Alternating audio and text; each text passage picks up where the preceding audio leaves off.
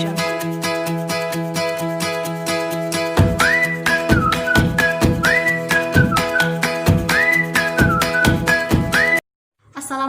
warahmatullahi wabarakatuh. Hello guys, welcome to my YouTube channel. Baiklah, di video saya yang pertama ini saya akan menceritakan sedikit tentang biografi seorang pengusaha muda atau miliarder muda yang berasal dari negara Thailand. Nah, produk pertama yang ia pasarkan sehingga produk itu menjadi sangat laris dan sangat terkenal, sangat populer di negara Thailand, yaitu yang bernama Tao Khai Noi. Ini dia. Produknya Tao Khai Noi. Nah, produk ini bukan hanya terkenal di negara Thailand saja, bahkan di seluruh dunia termasuk Indonesia sendiri. Baiklah, saya langsung saja ke biografi singkatnya. Nama aslinya Aitipat Kulafongphanik, biasa dipanggil Top Itipat atau Top. Ia lahir di negara Thailand pada tanggal 24 November pada tahun 1984. Tidak ada yang begitu spesial dari seorang Top Itipat. Seperti kebanyakan pemuda seumurannya, ia sangat candu bermain game online.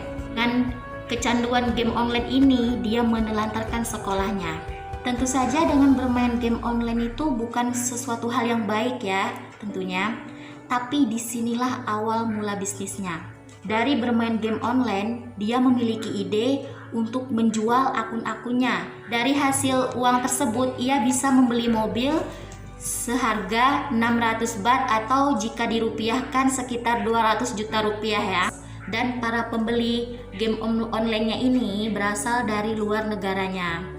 Namun, di sini Top mendapat masalah karena bisnis yang dijalankannya itu bisnis ilegal. Di sisi lain, orang tuanya sedang mengalami masalah yang begitu besar dan terlilit hutang sangat banyak. Bisnis orang tuanya ini mengalami kebangkrutan dan di saat yang bersamaan pula, Top tidak berhasil masuk kuliah ke perguruan tinggi negeri. Ia pun harus masuk di universitas swasta. Dengan sisa uang yang dimiliki Top, ia beralih usaha ke bisnis DVD player. Tapi ia ditipu mentah-mentah sebab semua DVD playernya ternyata barang palsu dan uangnya tidak dapat dikembalikan. Top juga berusaha mencari pinjaman uang ke bank, namun usahanya itu tidak berhasil dikarenakan usianya yang masih sangat muda, yaitu berumur 19 tahun. Hutang yang melilit usaha orang tuanya yang mencapai 40 juta baht semakin memperburuk keadaan. Terlebih lagi, rumah mereka disita pihak bank. Suatu hari jalan-jalan ke sebuah pameran dan melihat ada sebuah alat untuk menggoreng kacang.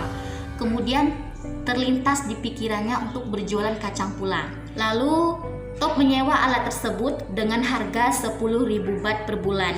Di sini keberanian Top terlihat. Kemudian dia membuka toko kacang di mall bersama pamannya. Di sini perjuangan Top dimulai untuk dapat membuat kacang yang enak. Dia bertanya kepada tukang kacang di perjalanan, bagaimana caranya membuat kacang yang enak.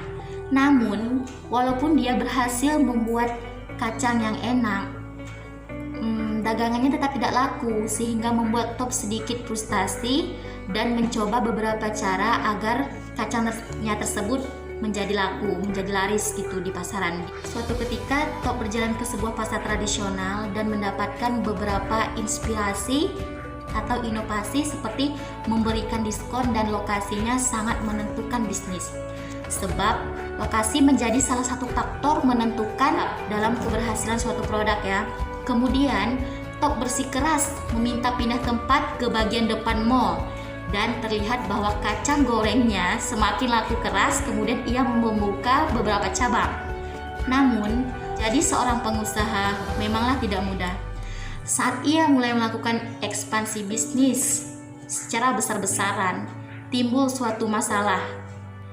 Nah, di mana mesin pembuat kacang goreng yang Top gunakan ini menimbulkan asap dan mengotori atap mall sehingga harus tutup dan pihak mall juga membatalkan kontrak dengan Top sendiri. Di titik ini Top hampir putus asa. Orang tuanya pun memutuskan untuk pergi ke Cina, untuk kembali ke Cina.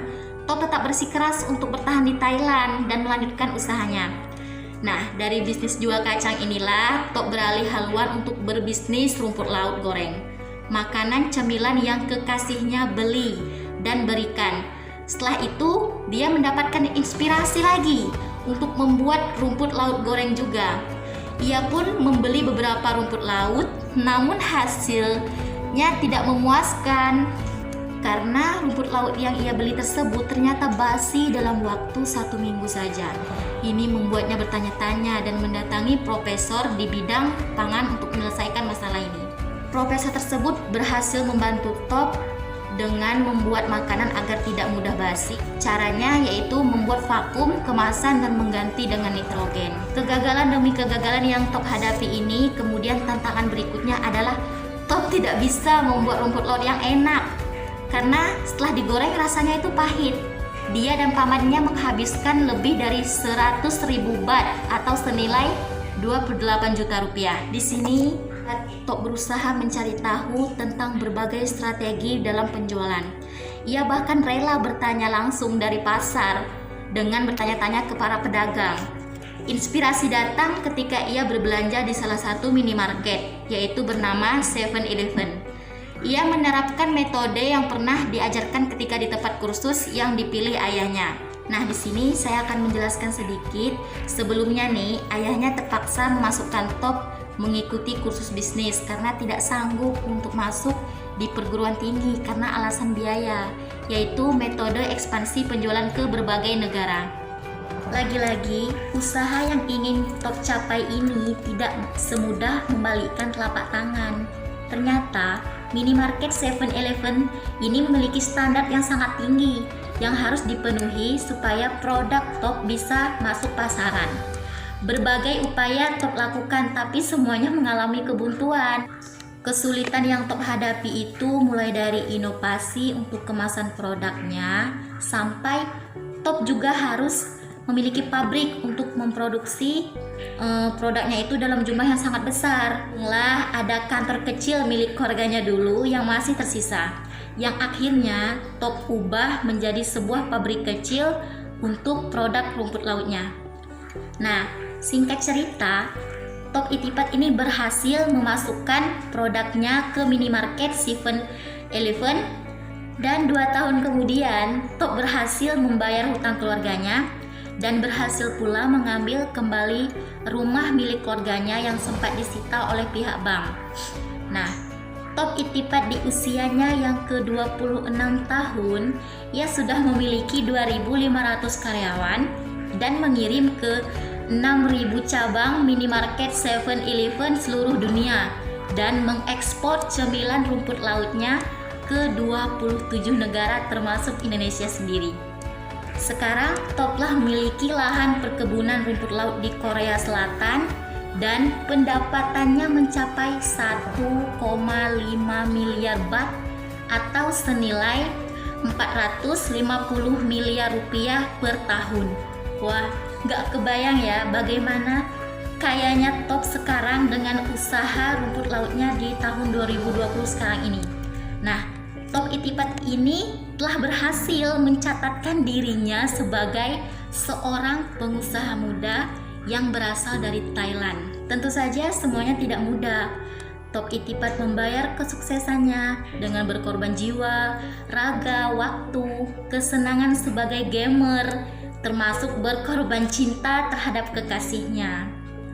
Bahkan kisah suksesnya juga diangkat ke dalam sebuah film layar lebar yang berjudul Top Secret The Billionaire, yang mengisahkan bagaimana perjalanan Top Itipat berjuang jatuh bangun membangun usahanya. Bagi kalian yang belum nonton, saya sangat menyarankan kalian untuk menonton film ini. Film ini sangat menginspirasi bagi kalian para anak-anak muda yang memiliki jiwa seorang pengusaha. Saya sendiri saja sangat terinspirasi dengan kisah Top ini.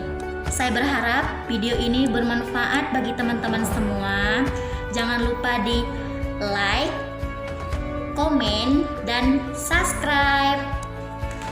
Nah, yang terakhir, saya akan mencoba produk yang sangat terkenal di Thailand ini. Oke.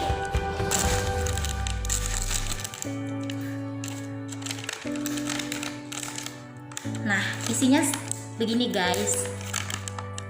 Nggak nampak. Ini bentuknya seperti ini, memang seperti kertas gitu ya, kayak kertas sangat tipis tapi kayaknya renyah. Saya akan mencoba.